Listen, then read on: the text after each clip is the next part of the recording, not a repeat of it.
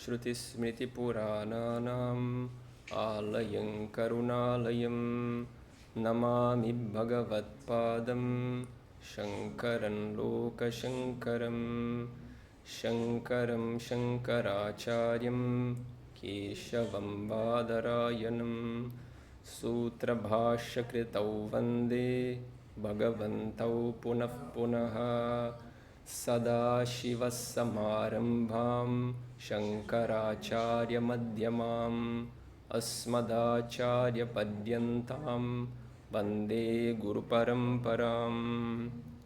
Om Sahana Vavatu Sahanau Bhunaktu Sahaviryan Karavavahai Tejasvinavadhitamastu ma vidvishavahai. Om Shanti Shanti Shanti.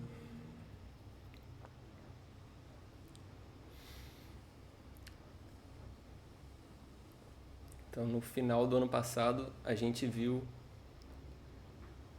dois dessas orações de paz que a gente chama de Shanti Mantras. Na ocasião, a gente viu um pouco sobre algumas informações introdutórias sobre esses Shanti Mantras. Geralmente, a gente encontra eles numa lista de 10 Shanti Mantras, 10 orações de paz, que geralmente a gente canta, a gente recita no início de um estudo, especialmente no estudo das Upanishads. Então a gente estudou, na ocasião a gente viu dois deles, né? Sahanavavatu e Purnamadav Purnamidam, que geralmente a gente canta em toda a aula, no início da aula e no final da aula. A aula de yoga também às vezes se canta esses mantras.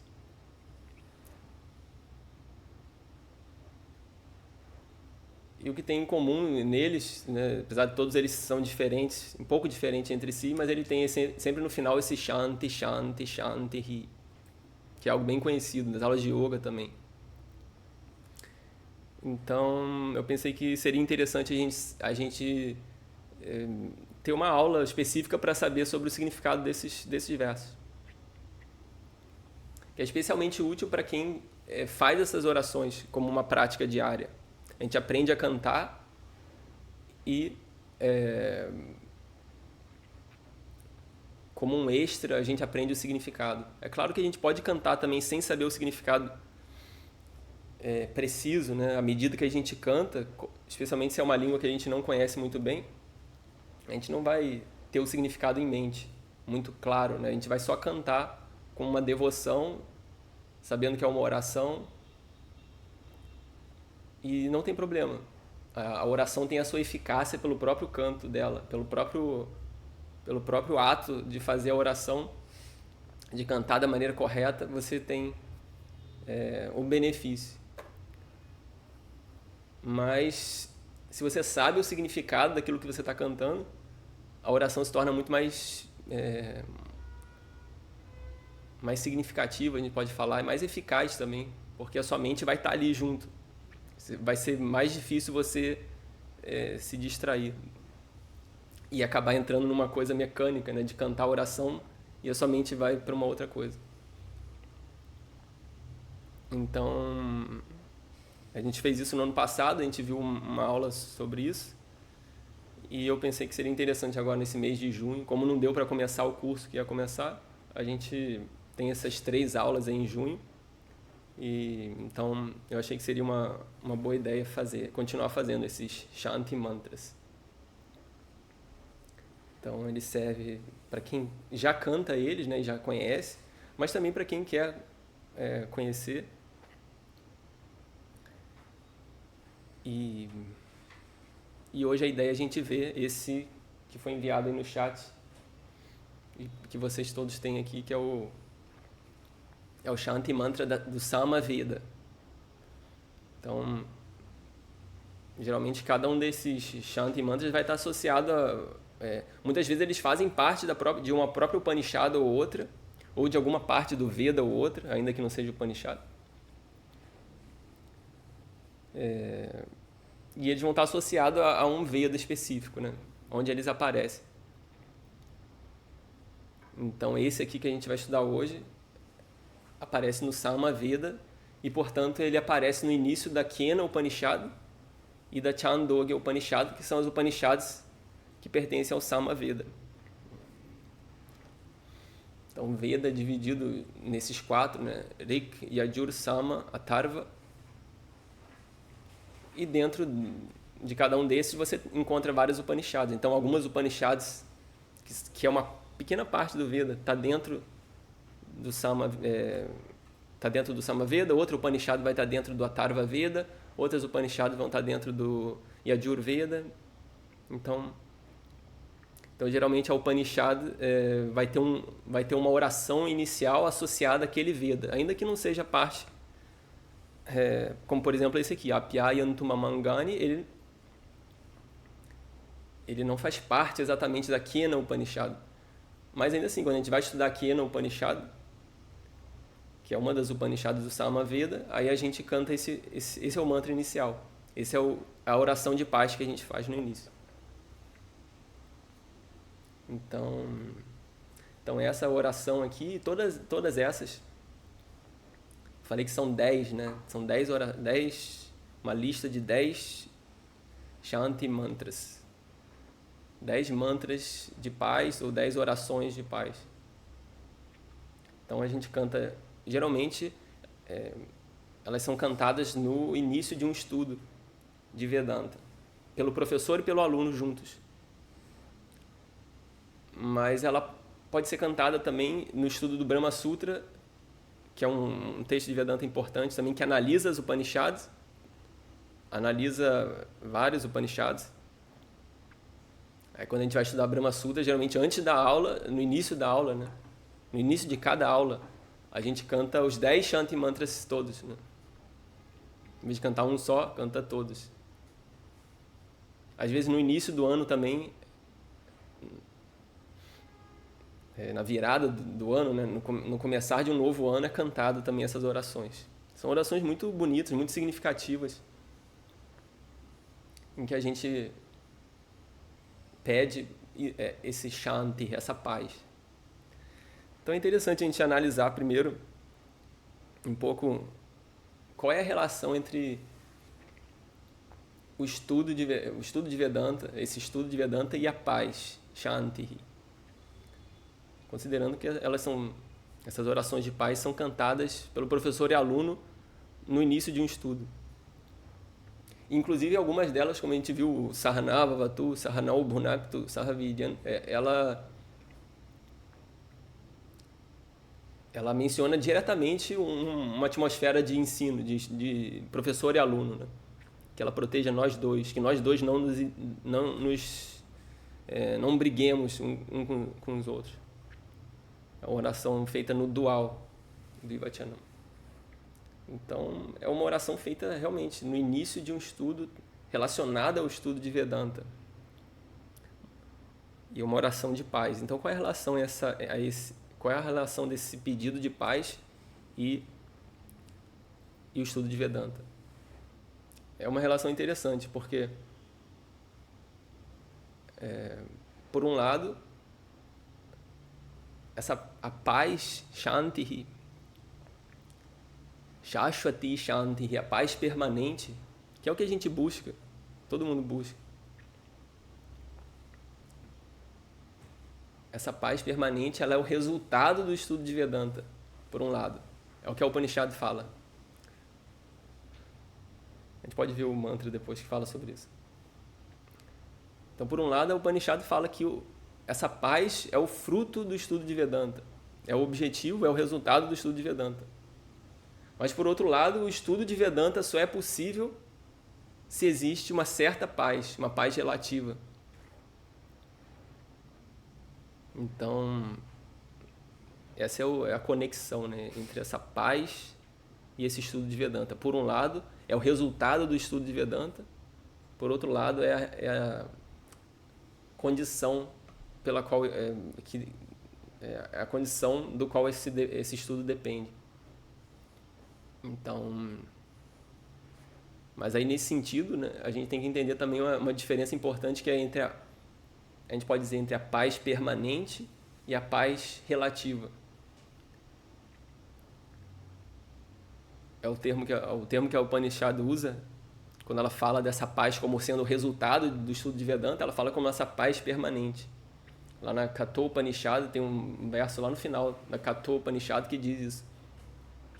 Tamatmastam yeno pashyanti dhiraha tesham shanti shashvati netaresham.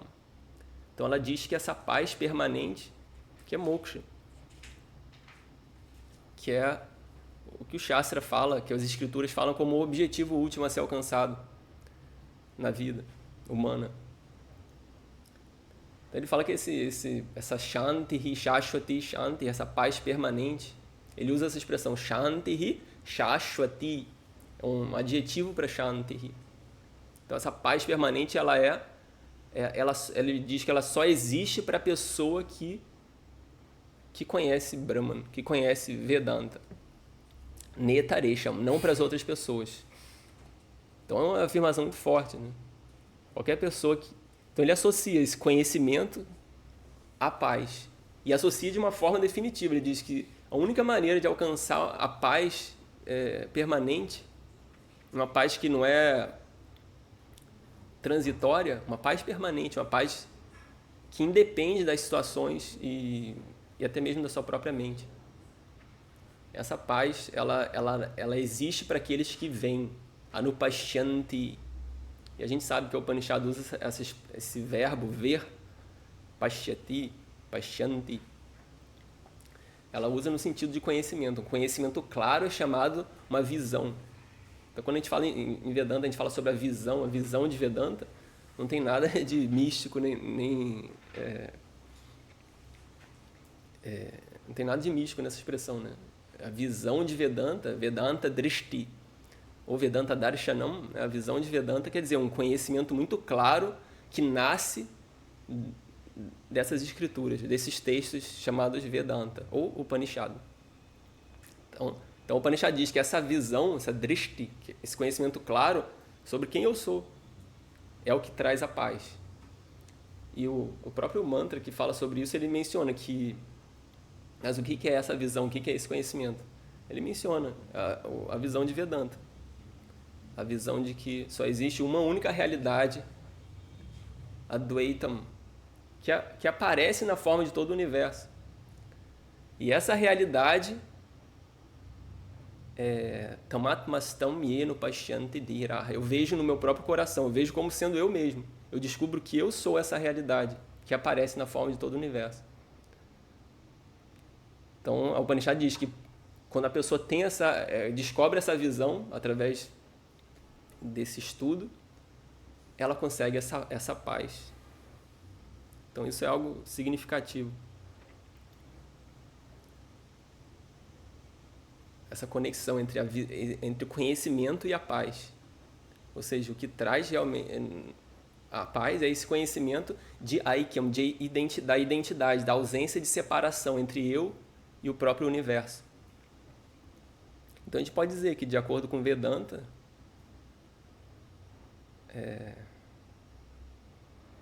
se a gente pegar essa afirmação e colocar meio que ao contrário, a gente pode dizer também que quando você não vê essa unidade, ou seja, quando você vê uma separação entre você e as outras pessoas, entre você e Deus, entre você e o universo, quando você não tem a visão de Vedanta, quer dizer o quê? Que você tem a visão de Bheda, que a gente chama Bheda, quer dizer divisão.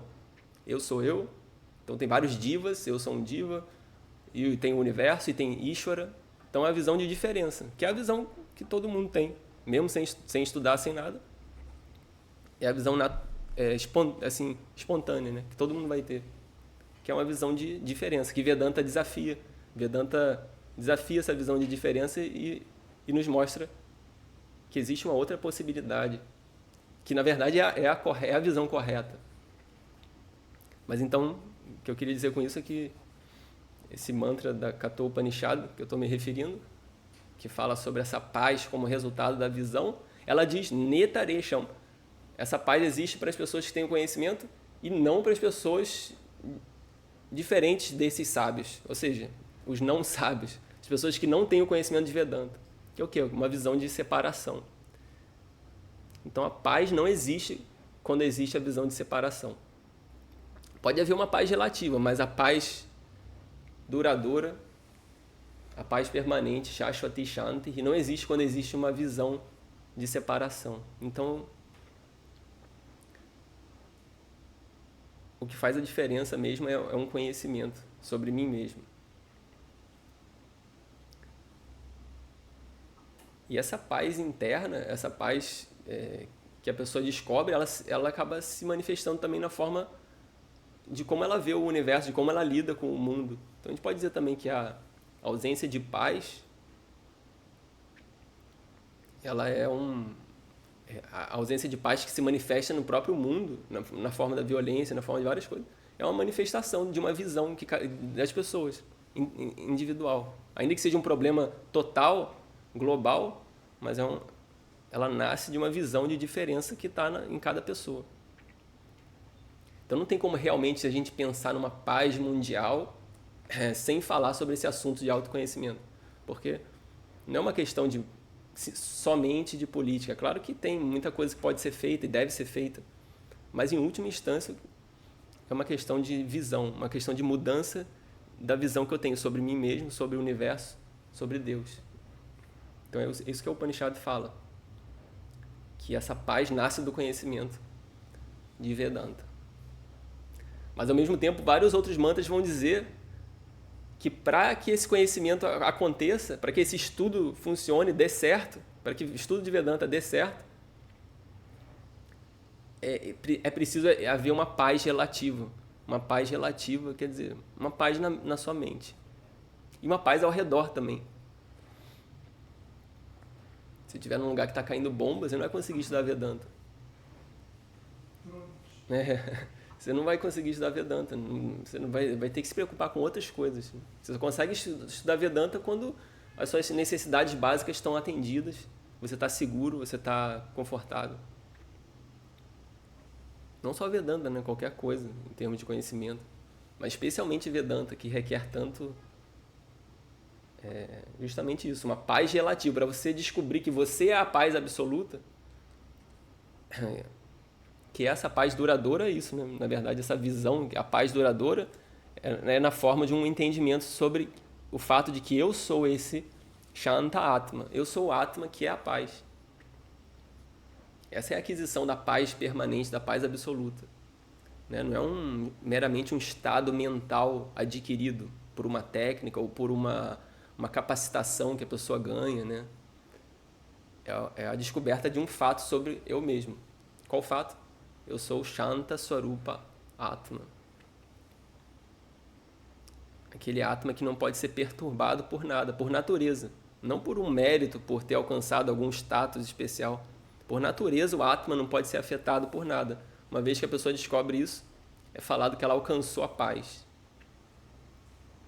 E, naturalmente, essa descoberta se manifesta na forma...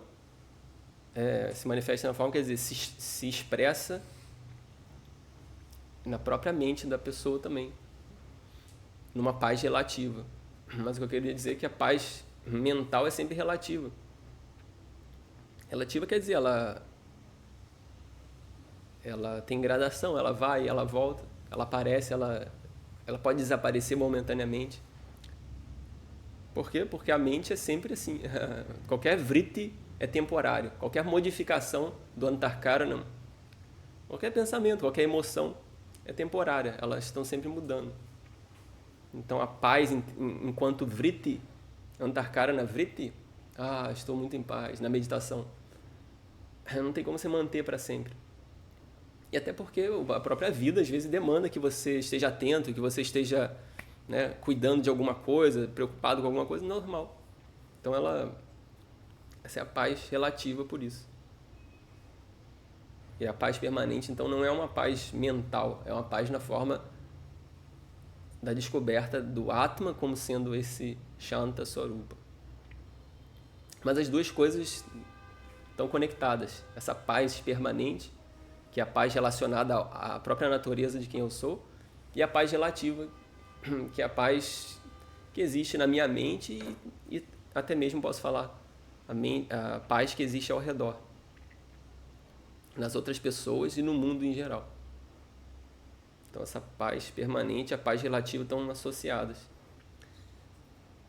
E como a gente viu, então tem esse mantra que fala sobre essa paz absoluta, essa paz permanente, como nascendo do estudo de Vedanta, mas tem vários outros mantras da Upanishad que vão falar também sobre o fato de que esse estudo só funciona se existe uma paz relativa. A própria Katha Upanishad tem um mantra que diz isso.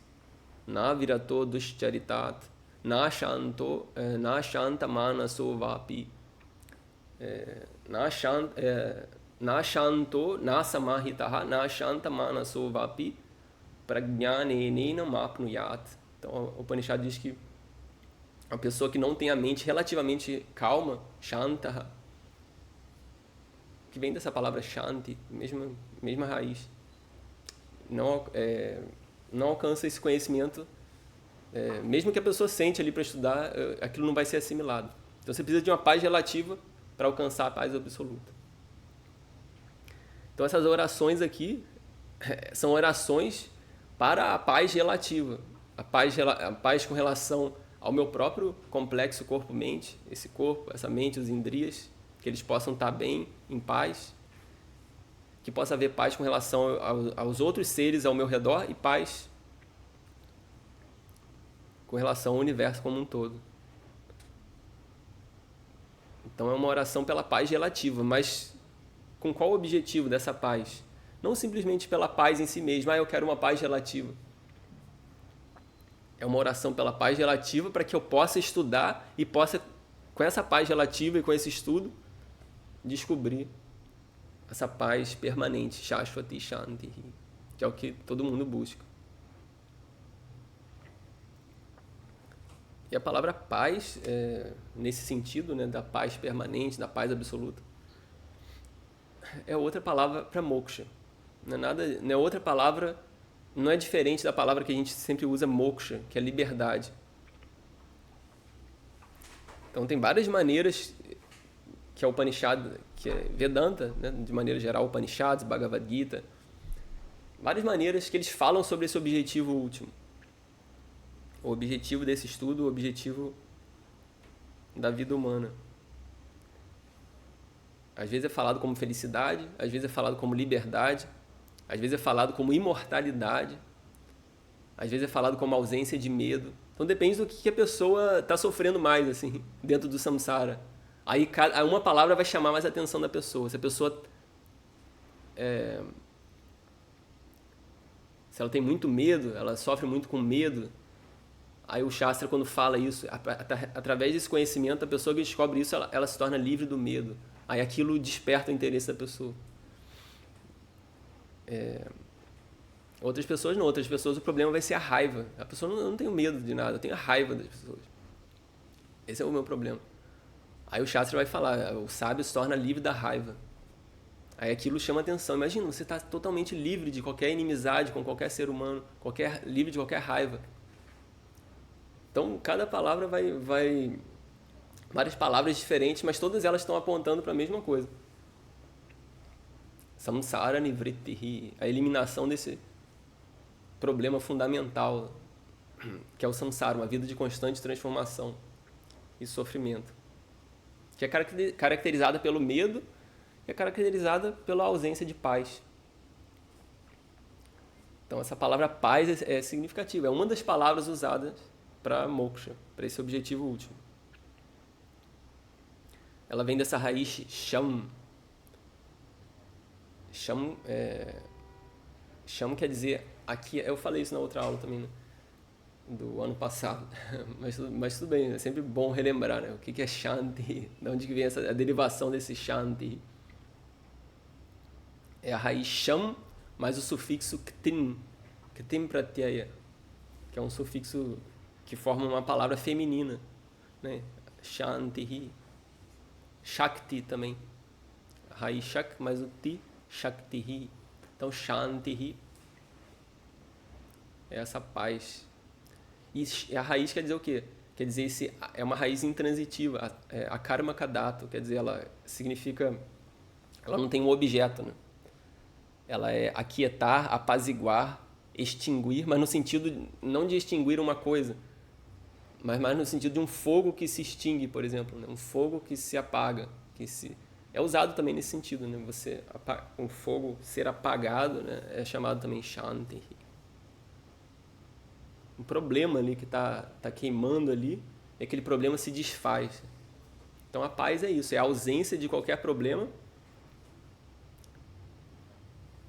um contentamento consigo mesmo e uma ausência de medo também, uma ausência de uma possibilidade de qualquer coisa que vai me afetar. Essa é a paz, que é moksha, que o sábio alcança, que a pessoa que descobre essa visão de Vedanta alcança, é isso, é Shanti, essa paz permanente, na forma desse conhecimento de que aquilo que eu sou não precisa de nada, portanto não tem nenhuma ashanti, nenhuma inquietude de alcançar qualquer coisa, porque o que quer que pudesse ser alcançado já está alcançado.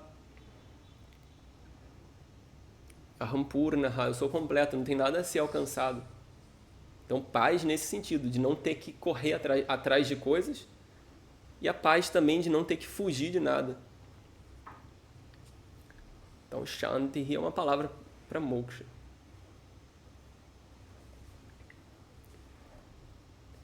E aí esse sufixo ti, né, dá esse substantivo abstrato, né? Paz.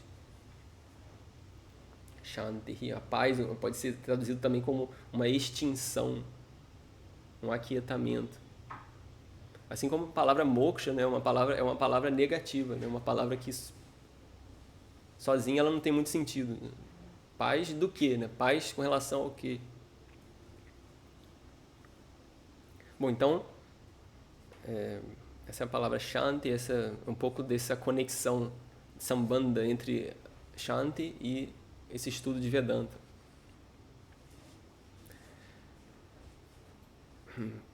Então esse mantra aqui a gente vai ver agora. Eu vou repetir aqui, vocês podem... Quer dizer, eu vou cantar e vocês podem tentar repetir. Quem não estiver muito acostumado, não tem problema, não precisa.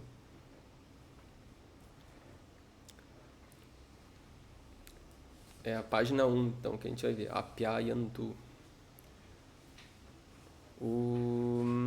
Apyayantu mamangani.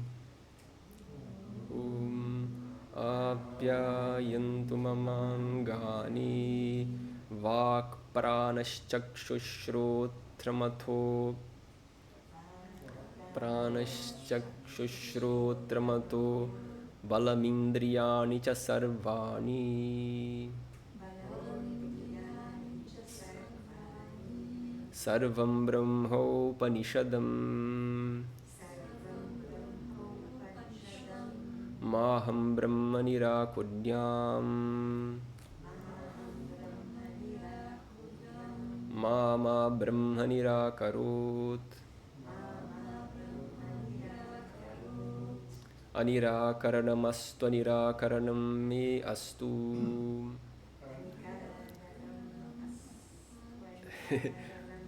Acho que eu fui muito rápido. A gente pode quebrar. Anirakaranamastu. Anirakaranam me astu. Tadatmani nirate. Ya upanishatsu dharmaste mai santu te mai santu. Om shanti shanti shanti.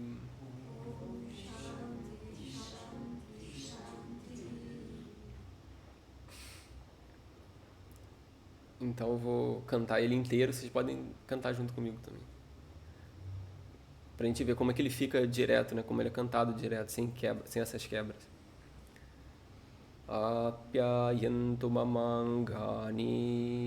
Vak pranaschakshushrotramatho balamindriyani cha sarvani. Sarvam brahmopanishadam.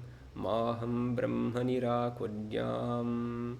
Mama Brahma Nirakarot Anirakaranamastvanirakaranam me astu Tadatmani nirateya upanishatsu dharmaste mayi santu te mayi santu Om Shanti Shanti Shanti.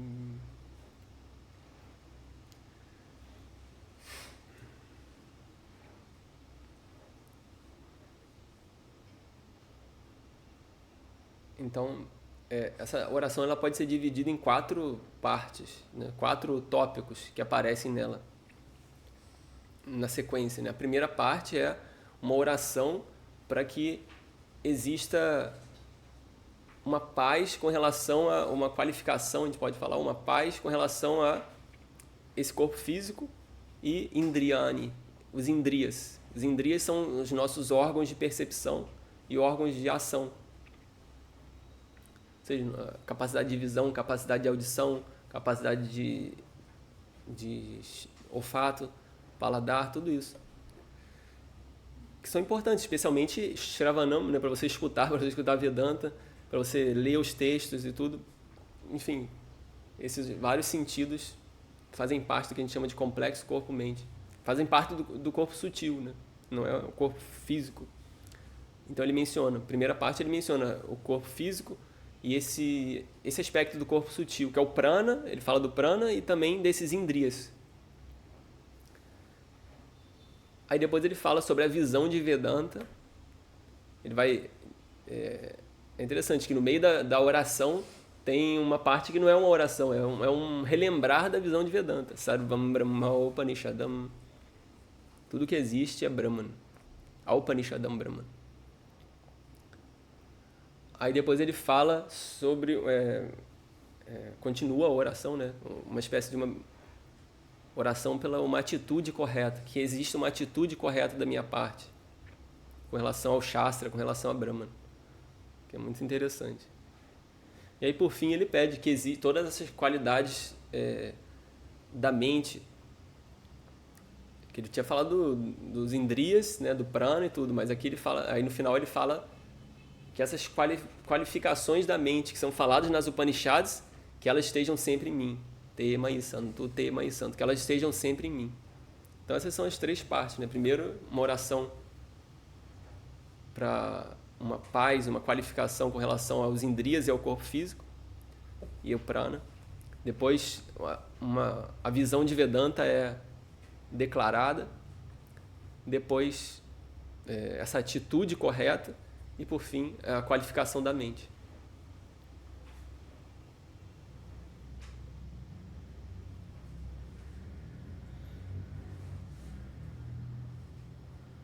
Aí, uma coisa interessante que eu tinha pensado em falar aqui, eu tentei falar agora há pouco, mas não sei se ficou muito claro, essa conexão entre a paz individual e a paz total, né?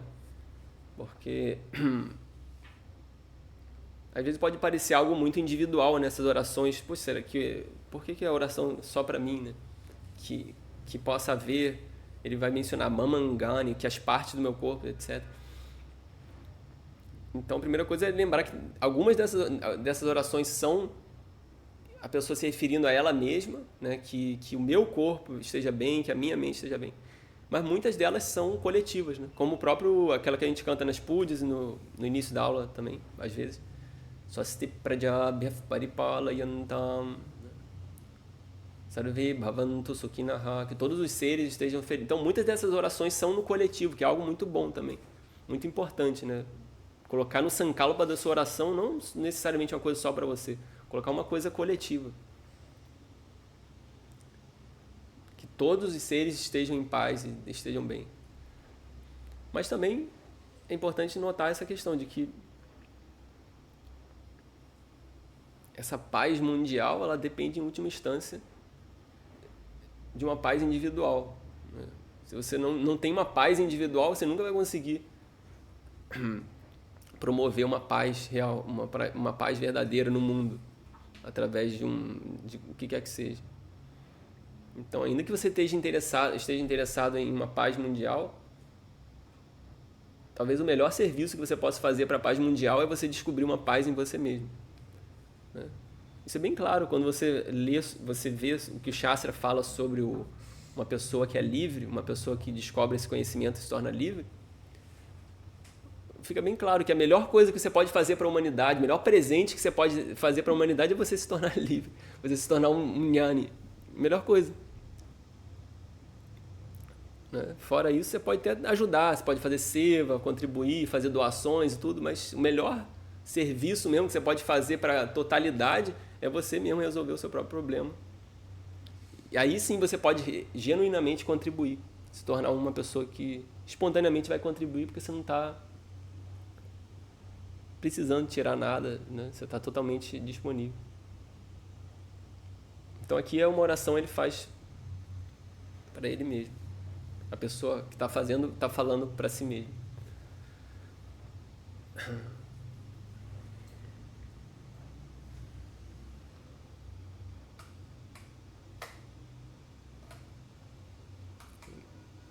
Essa luz acho que não estava assim não, né? Assim é melhor, né?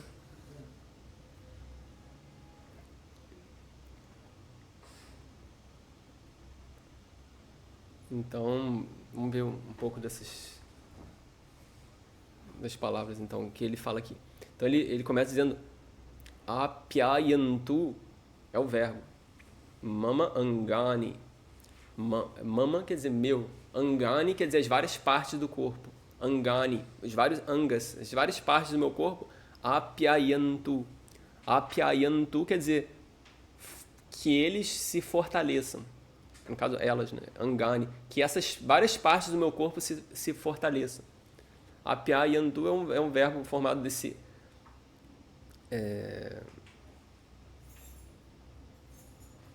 Apyei, né? Apyei é o dato. Na verdade é o prefixo a e mais o pyei, que tem sentido de crescer, fortalecer, se tornar forte, etc. Se tornar grande. Então às vezes é traduzido também que várias partes do meu corpo cresçam, se tornem fortes, etc. A gente pode traduzir como fortaleça, que elas se fortaleçam, que as várias partes do meu corpo se fortaleçam. E aí em seguida, que se fortaleçam também vak. Aí ele menciona várias coisas, como a gente viu, eu mencionei várias partes do corpo sutil.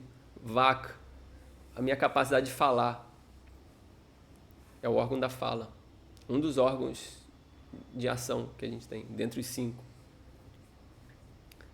Pranaha, tudo isso está conectado com apyayantu, que eles se fortaleçam, que o prana também se fortaleça. Prana é a energia que a gente chama de energia vital. Aquilo que se manifesta na forma de sua capacidade de gestão, sua capacidade de circulação do sangue, todas essas coisas, especialmente essas coisas involuntárias, respiração, tudo isso. E a saúde como um todo é considerado prana. Então que esse prana... Não adianta, o corpo está forte, está tudo, né? O músculo está aqui e tal, mas o prana não está ali conseguindo circular e aí você não está saudável. Então que possa haver esse prana, que ele se fortaleça. Chakshuhu, a minha capacidade de visão.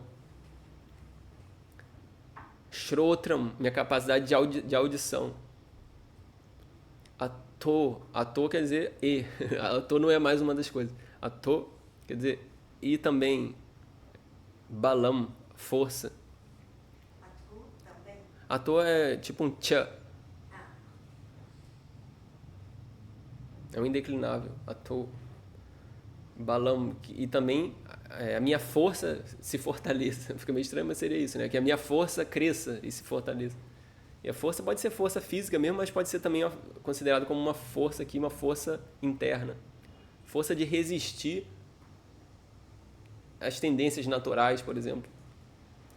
Tendências naturais de distração e etc. Que acabam me carregando para fora do meu propósito. Que eu tenho essa força.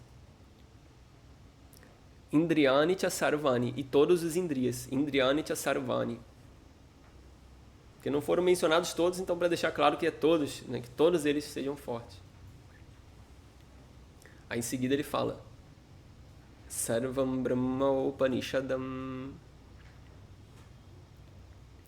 Tudo que existe, Sarvam quer dizer tudo. É um pronome, um Sarvanama, quer dizer tudo. E Vedanta, geralmente quando Vedanta, nessas passagens que ele usa essa expressão Sarva, Vedanta quer dizer realmente tudo. Às vezes é usada a expressão também Sarvamidam Jagat. Sarvamidam quer dizer todo o universo. Charam Acharam Meva. Tudo aquilo que se move, aquilo que não se move. Todo o universo é colocado nessa palavra Sarvam. E aí o que ele diz? Sarvam Brahman. Todo esse universo é Brahman. O que é esse Brahma? A Upanishadam Brahma. A Upanishadam é um adjetivo para Brahma. São duas palavras, né? Tá nesse material aí que eu preparei. Tem o Devanagari, né? A escrita lá no sânscrito. Aí embaixo tem o transliterado, que é por onde a gente pode cantar, né? Quem não sabe o Devanagari pode cantar por ali. E embaixo tem a separação de cada palavra. Aí na separação você vai ver que são três palavras, né? Sarvam, Brahma, Upanishadam. Aí quando junta Brahma com Upanishadam fica tudo junto, né? É um sandhi que acontece. Brahma Upanishadam. Mas são duas palavras. Brahma é uma palavra neutra. Upanishadam é um adjetivo para Brahma. Upanishadam quer dizer relacionado às Upanishads. Aquilo que é relacionado, que é nascido, que aparece na Upanishad, etc. Relacionado ao Upanishad é chamado Upanishadam. Então essa expressão é muito bonita. Sarvam Brahma Upanishadam. Tudo que existe é Brahman. E que Brahman? Esse Brahman das Upanishads, a gente pode colocar assim. Brahman que é ensinado nas Upanishads. E de fato essa palavra é uma palavra única nas Upanishads. É uma palavra que se refere a essa realidade que é o assunto de Vedanta, que é o assunto das Upanishads, é chamado Brahman. E diferente de outros termos que são usados como Atma, como Purusha, como Aksharam,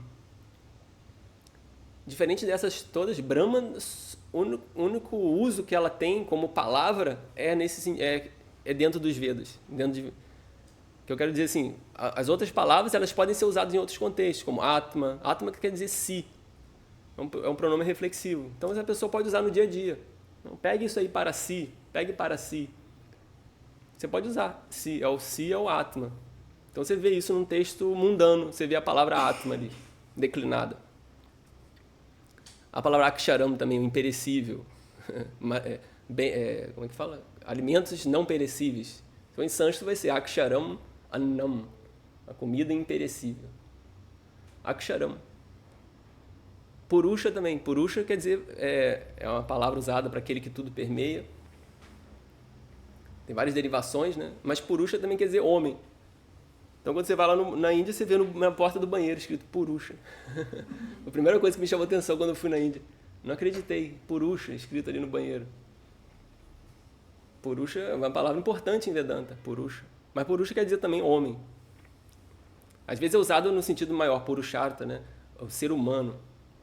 Os objetivos do ser humano, Purusha. Igual que a gente usa homem também no sentido de ser humano. As conquistas do homem, etc. Mas Brahman é diferente. Brahman não tem nenhum significado em si. Você não tem como traduzir a palavra Brahman. Ela vem dessa raiz vridhal, quer dizer, expandir. Aquele que se expande, aquele que é o maior de todos, o livre de limitação, a gente pode traduzir de alguma... Mas não é uma tradução específica, né? Não tem realmente uma tradução, porque ele não é usado em outros contextos. Ele é usado como uma palavra que se refere a esse assunto que Vedanta precisa explicar. Por isso que ele coloca Upanishadam Brahman. Não é o Brahman que você imagina que é Brahman, que você, sei lá, leu em algum lugar. É o Brahman das Upanishads. Aí eu pensei em aproveitar e falar um pouco sobre isso. Sobre essa frase aqui, né? Antes de a gente ver a oração em si, né? Não sei se vai dar muito tempo, mas vamos tentar. É interessante. Essa frase é muito rica. E aí depois a gente vê rapidamente o verso.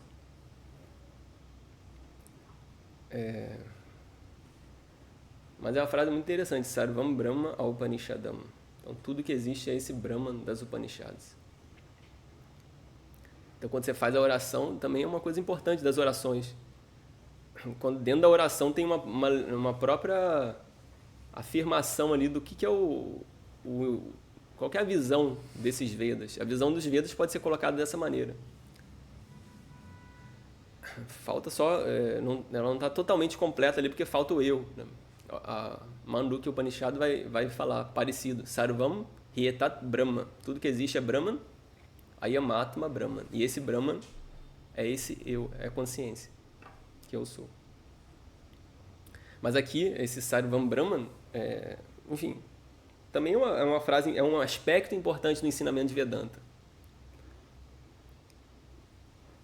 E que essa frase pode ser entendida de duas maneiras, dependendo de como você entender a palavra Brahman.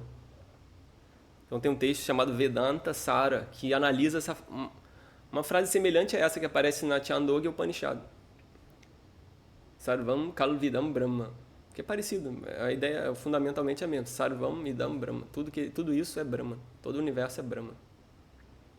Então eu pensei em falar sobre isso, porque é uma frase que às vezes gera um pouco de confusão. Porque ela pode ser interpretada de duas maneiras diferentes. Elas não se contradizem entre si, mas, digamos assim, uma é inicial e uma outra maneira de ver ela é mais profunda. Então, às vezes o professor fala numa forma mais profunda, a pessoa entende da forma mais superficial, gera uma certa confusão.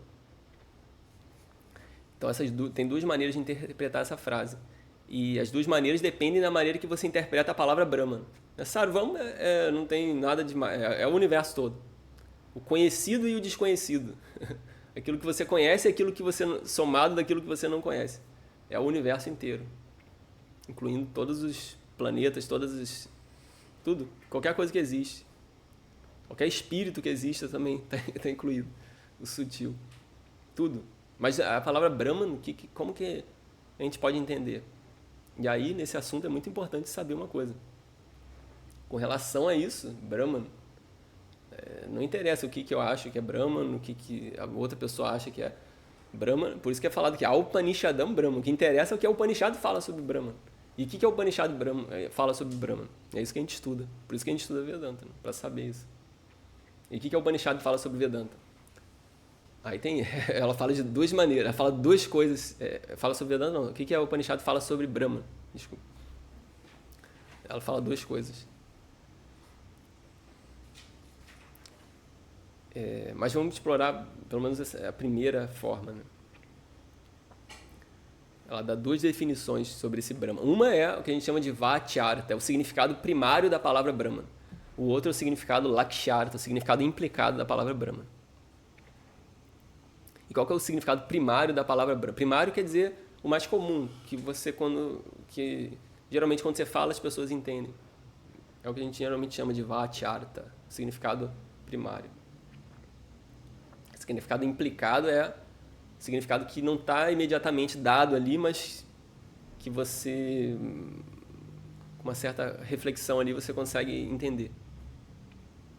Implícito, às vezes é falado também, significado implícito da palavra.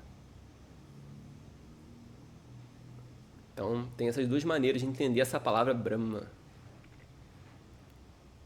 Etimologia só quer dizer isso, o grande, o livre de limitação. Mas o que a Upanishad define? Como que ela define esse Brahman? Na Taittiriya Upanishad tem uma frase que é muito conhecida, que ela diz: Brahman é aquele do qual todo o universo aparece, no qual todo o universo permanece e no qual todo o universo se dissolve. Na Taittiriya Upanishad. Yatova imani bhutani jayante yena jatani jivanti yat prayante abhisam vishanti tad vijignyasa swa tad brahmeti. Então, tad Brahma, esse é Brahman. Yena jatani jivanti, devido ao qual todos os seres, todo o universo aparece, nasce, no qual ele permanece, devido ao qual ou no qual ele permanece, o universo inteiro permanece, ou seja, sthiti, permanência, e no qual ele se dissolve. Como a gente sabe, os Vedas falam o universo é uma coisa cíclica, que ele aparece, permanece por um tempo e se dissolve. Aí depois vem de novo, em ciclos, né? O universo. E Brahman, então, é a causa desse universo. Ou para ser mais preciso, a causa da manifestação, permanência e dissolução do universo. Essa é a definição, a definição de Brahman. O que é Brahman? É a causa da criação, manutenção e dissolução do universo. Que a gente representa como Brahma, Vishnu, Shiva. E esse que a gente chama, geralmente não de Brahman, mas de quê? De Ishvara, né? Então isso é importante saber, né? A palavra Brahman, o significado primário da palavra Brahman é o que a gente geralmente chama de Ishvara. É a causa da manifestação, permanência e dissolução do universo.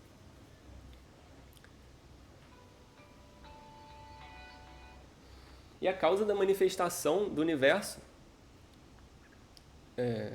deu tempo aqui, mas hoje, como não tem puja nem nada e a gente começou um pouco tarde, acho que eu vou, então, ter que esticar mais uns 10 minutos, tudo bem? Aí se alguém tiver aqui, não...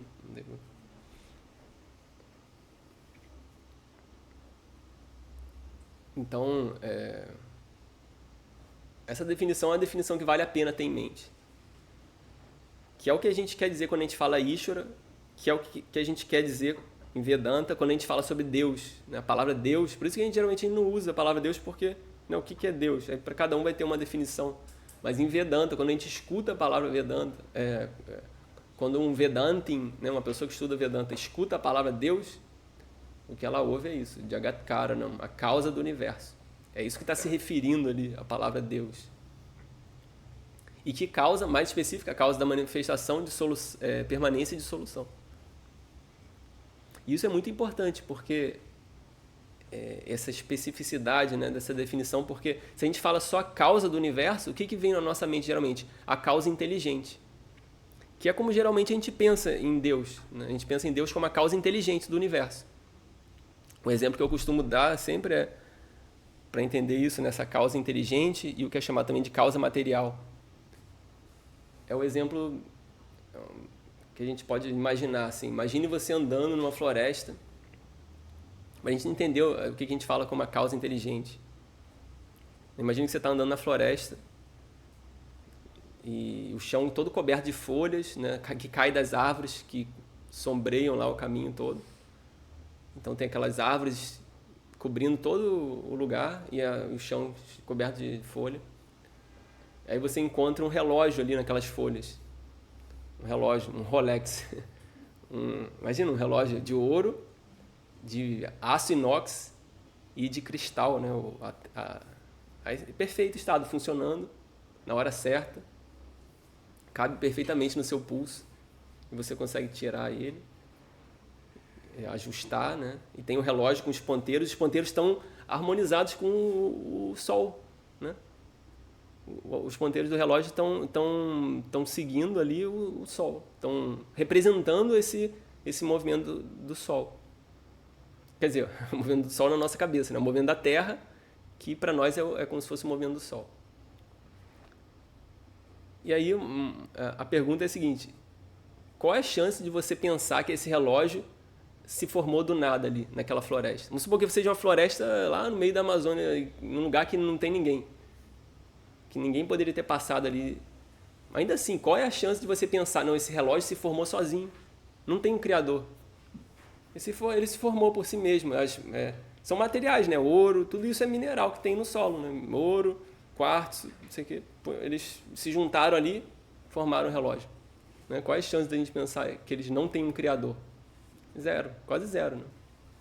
A gente vai pensar, não, alguém fez esse relógio, tem um criador. Ainda que eu não veja a causa inteligente, pelo fato de ser esse efeito, esse produto, ser uma criação inteligente, ser um composto que é colocado de forma inteligente, eu chego a essa conclusão de que existe um criador ali, inteligente, que é um ser inteligente.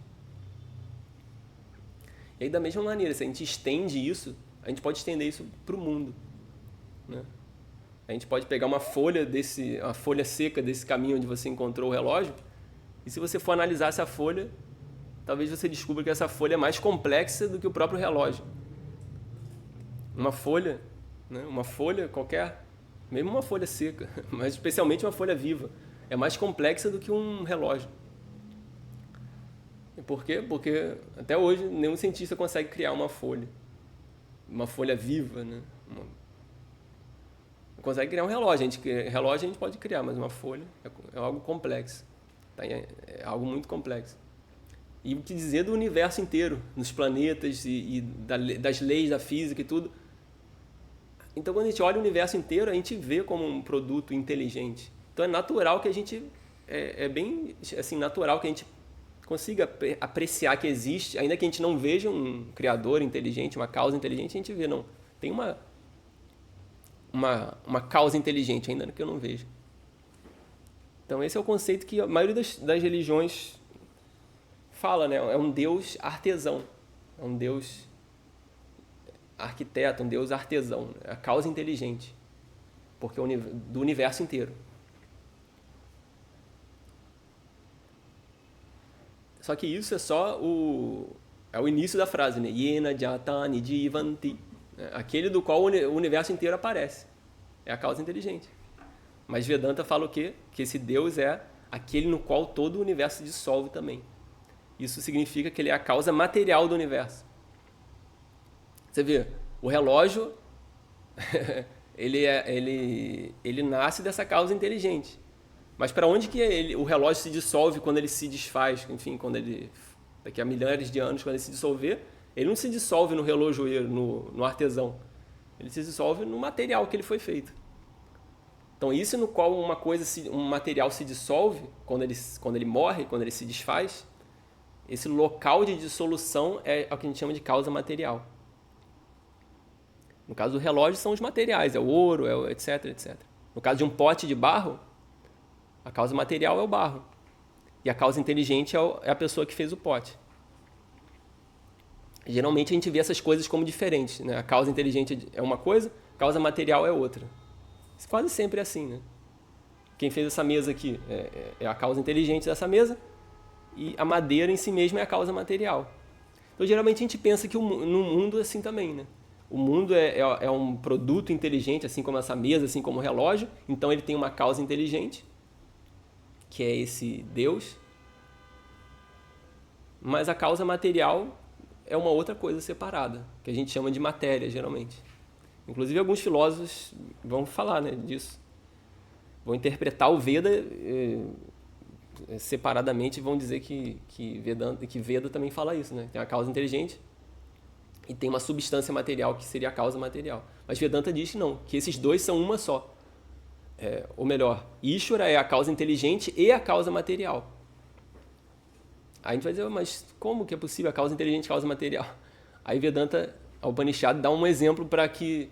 Não para provar isso, isso é muito importante também. Nada disso que a gente está vendo aqui é provado só por causa que tem um exemplo.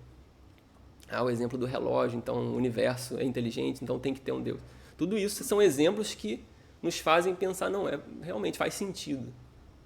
Dá um senso de possibilidade. Mas, no fundo, o Pramana é o Vedanta sobre isso. Né? O intelecto não tem a capacidade de averiguar, provar que isso está certo ou que está errado. Mas, enfim, o exemplo que Vedanta dá é o exemplo da aranha. Outros também ela dá, né? Mas o exemplo mais conhecido da aranha. A aranha é um exemplo de um ser que é a causa inteligente e a causa material do seu produto, que é a teia. Então tem o mantra da Mundaka Upanishad que diz Yatornanabhisrijate grihnatecha Yata pritibhyam oshadaya sambhavanti Yatasataf purushat keshalumani Tataksharat sambhavatiha vishwam. Então ele fala como que ele diz todo esse universo nasce desse Aksharam Brahma, que é a causa inteligente e a causa material, assim como uma aranha. Ele dá o exemplo da Urnanabhi, assim como uma aranha que cria toda a sua teia a partir de si mesma e recolhe também. Algumas aranhas fazem isso, elas criam a teia, ou seja, elas são a causa, ela é o arquiteto da teia, o artesão que tem a inteligência de fazer aquele desenho. E de onde que ele tira o material para fazer a sua criação? De si mesmo. Não de uma outra coisa separada. Sim. Brahman, Ishvara, é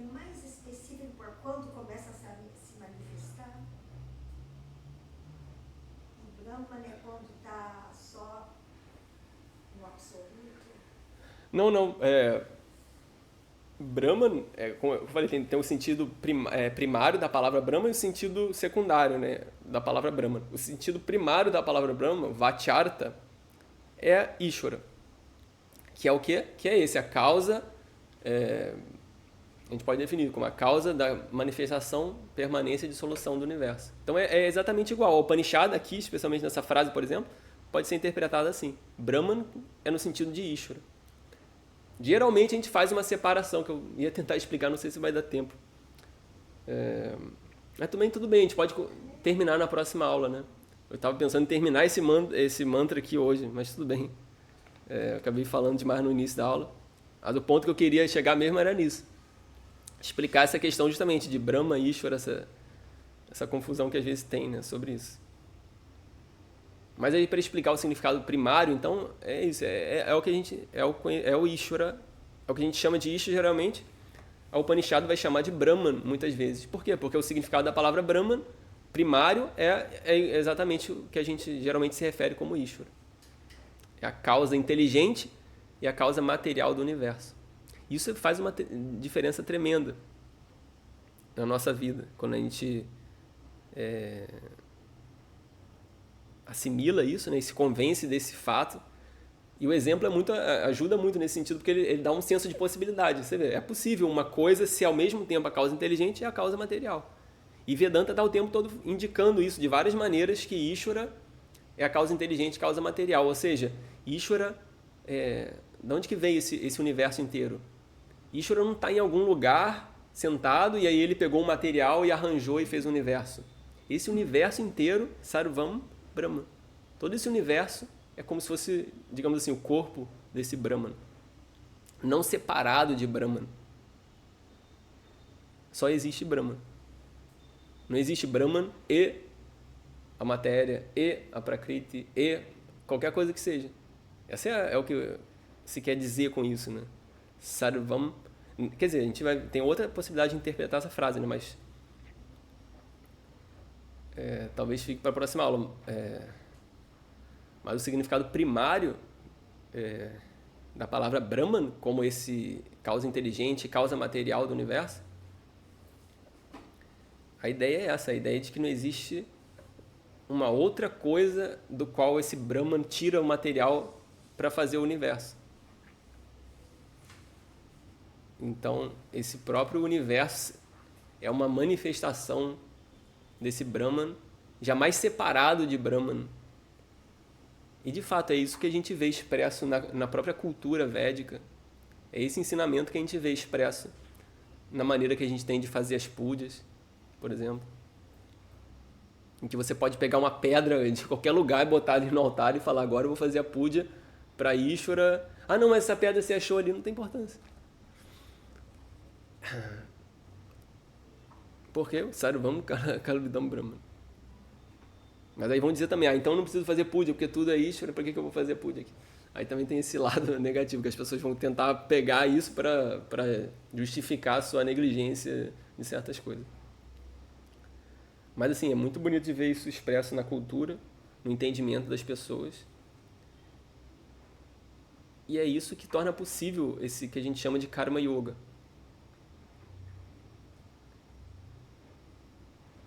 Que é esse receber o resultado das ações como prasadam.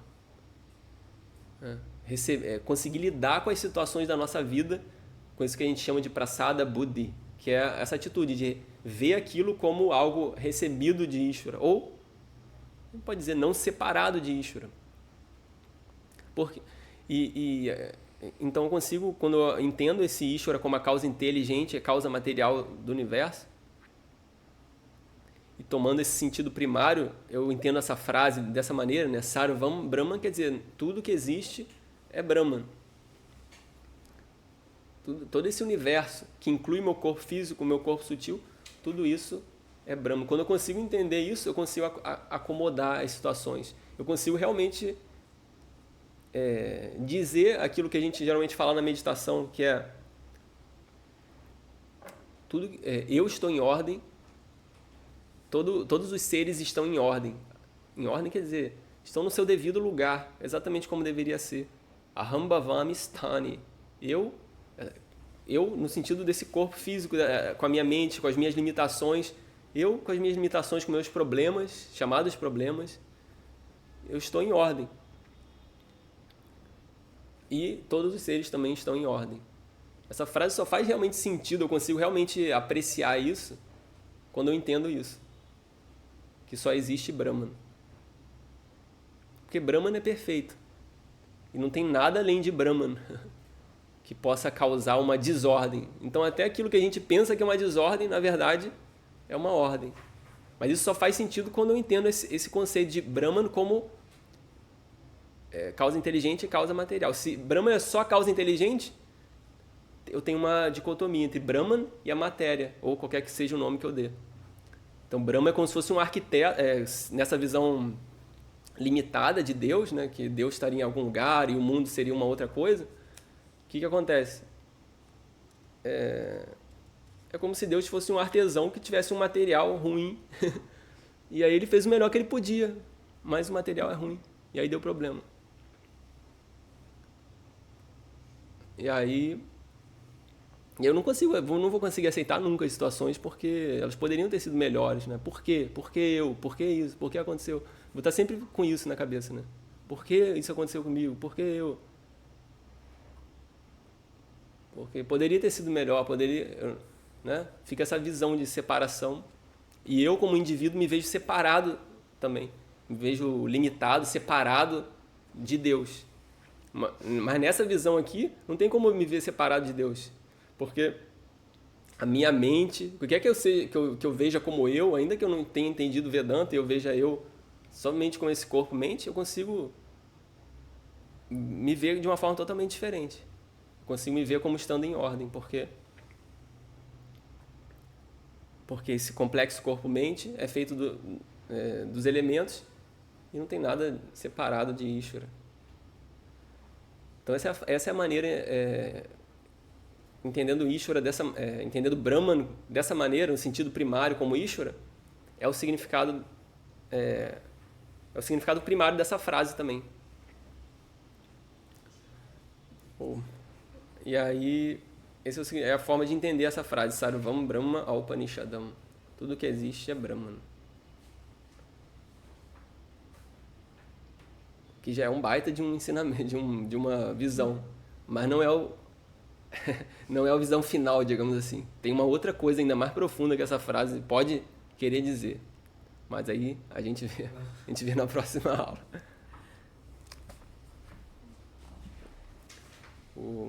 Purnamadav Purnamidam Purnat Purnamudachyate Purnasya Purnamadaya Purnamevavashishyate Om Shanti Shanti Shanti Harihi Om Shri Gurubhyo Namaha Harihi Om